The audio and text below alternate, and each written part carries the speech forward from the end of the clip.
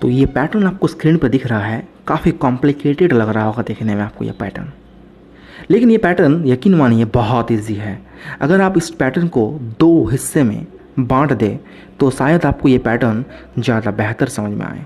2 हिस्से का मतलब ये है कि आप देखें कि ये 2 हिस्सा हो गया, ये हो गया ऊपर वाला पैटर्न और ये हो गया नीचे वाला पैटर्न।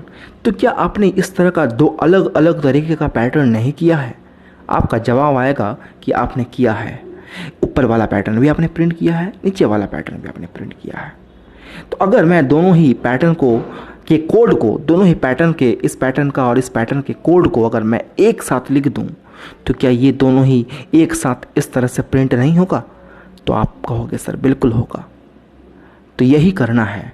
देखें कोड देख ले। पहले हम लोग ऊपर वाला जो ये है 1 to 7 तक का जो पैटर्न है ये वाला, इसे हम लोग देखेंगे। ये अपर पैटर्न है और ये लोअर पैटर्न है, ठीक है। देखें तो ये हो गया अपर पैटर्न और ये हो गया लोअर पैटर्न। अपर पैटर्न में कितने नंबर प्रिंट हो रहे हैं सबसे पहले देखना ये जरूरी है।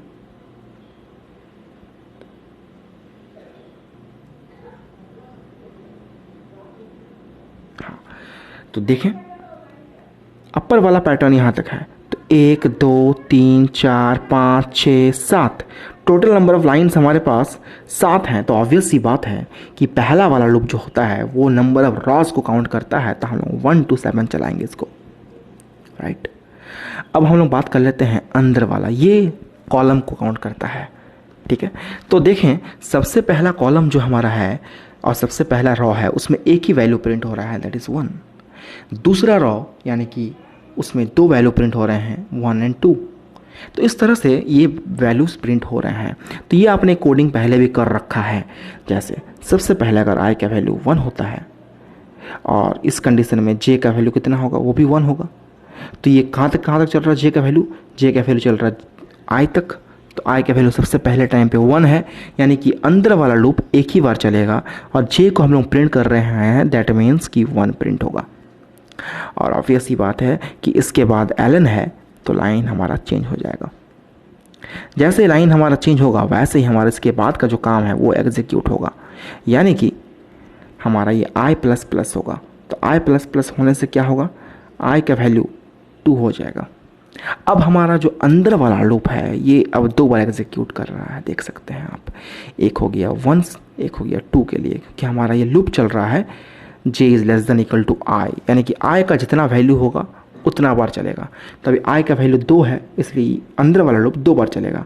फर्स्ट टाइम j को प्रिंट कर रहे हैं ना, तो j का वैल्यू फर्स्ट टाइम 1 है तो 1 प्रिंट होगा, और यहाँ पर कोई ln नहीं है इसलिए j का वैल्यू जब 2 होगा तो इसके साथ साथ 2 ही प्रिंट करेगा, और उसके बाद ये लाइन एग्जीक्यूट करेगा तो ये लाइन को चेंज कर लेगा।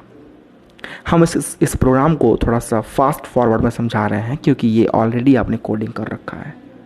इस तरह से ये कंटिन्यू जब ये कोडिंग चलते रहेगा तो 1 2 3 1 2 3 4 1 2 3 4 5 1 2 3 4 5 6 एंड 1 2 3 4 5 6 7, ये इससे क्या हो जाएगा, इससे ऊपर वाला जो कोड एग्जीक्यूट जब फाइनल हो जाएगा तो हमारे पास कुछ ऐसा दिखेगा, 1 1 2 1 2 3 1 2 3 4 1 2 3 4 5 1 2 3 4 5 6 1 2 3 4 5 6 7, ये होगा ऊपर वाला, यानी कि अबव अपर जो कोड है उससे ये वाला प्रिंट होगा स्क्रीन पे, ठीक है।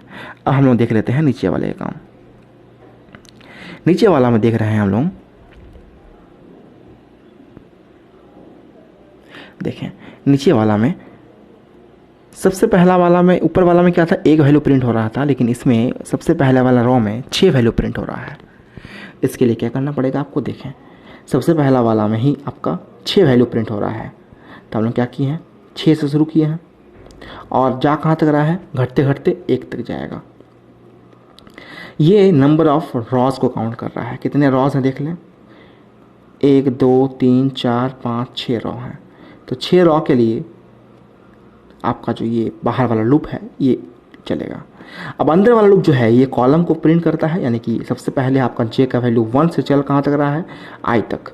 आई का वैल्यू कितना है, आई का वैल्यू 6 सबसे पहला बार, यानी कि सबसे पहले बार आपका जो अंदर वाला लूप है वो 6 बार एग्जीक्यूट करेगा, और 6 बार एग्जीक्यूट करने के दौरान वो जे को हर बार प्रिंट कर रहा है, यानी कि सबसे पहला बार वो जब एग्जीक्यूट करेगा तो वो 6 बार एग्जीक्यूट करेगा, 1 2 3 4 5 6। उसके बाद वो लाइन चेंज करेगा और उसके बाद ये आई का वैल्यू घटेगा, तो आई का वैल्यू घट के कितना हो जाएगा, आई का वैल्यू घट के अब 5 हो जाएगा, यानी कि अब हमारा अंदर वाला लूप 5 बार चलेगा।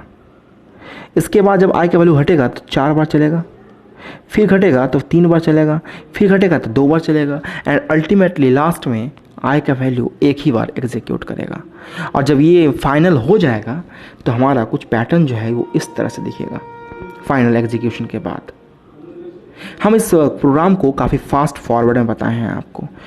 हम समझ सकते हैं कि आपको थोड़ा बहुत दिक्कत हुआ होगा, लेकिन हम इस प्रोग्राम को थोड़ा फास्ट में बताएंगे क्योंकि ये प्रोग्राम ऑलरेडी आपको किया हुआ है। बस इसमें नया ये ऐड किए हैं कि दोनों प्रोग्राम, दो अलग अलग तरह के प्रोग्राम को हमने ऐड करके साथ में प्रिंट किया है, बस यही इसमें फ़र्क है। बात को समझिएगा कि सबसे पहला वाला जो है ये 7 लाइन है, इसीलिए हमने सबसे पहला वाला में 7 तक चलाया है लूप को, और हर बार जे को प्रिंट कर रहे हैं, और हर बार जे को प्रिंट करने पर क्या हो रहा है, सबसे पहले जे का वैल्यू 1 है तो सबसे पहले 1 प्रिंट होगा।